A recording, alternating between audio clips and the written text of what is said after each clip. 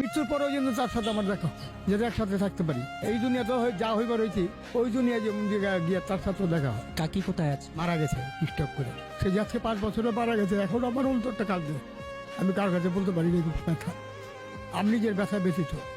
এত ভালোবাসতেন কাকিরে আপনি? আপনার কাকিকে এই স্টুডেন্ট থেকে আমি নিয়ে গেছিলাম, এখান থেকে আমি নিয়ে গেছি 25 তলার থেকে। কিন্তু তাকে নিয়ে আমি সংসার করি 30 বছর। 30 বছর সংসার করার পরে সে মারা গেছে। আমি একটা ছাগল দিয়ে 16টা ছাগল করছিলাম। ছাগল করার পরে ছাগলগুলি আমার চোরে নিয়ে গেলো এক রাত্রে। নেওয়ার পরে সে চিন্তা ব্রেন স্ট্রোক করে দিল, তার হাত পা পুঙ্গ হয়ে গেল। তারপর আল্লাহর কাছে আমি বুঝলাম, আল্লাহ পাক পাক পারবার দিকে তুমি তার রেখা যাও। রেখা গেলে আমি তার নিয়ে ভিক্ষা করে খাবো, কিন্তু তার এতটুকু আদর করছি। কিন্তু সে তো থাকে, সে চলে গেছে আবার ছিল। কাকিকে এত বেশি ভালোবাসতেন কেন?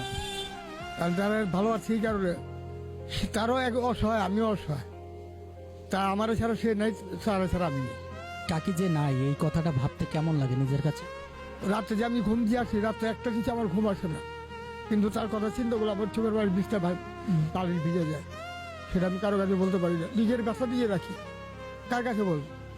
ওই পরবার দিগারের কাছে নিয়ে। কাকি কেমন আদর করতো আপনাকে? খুব আদর করতো।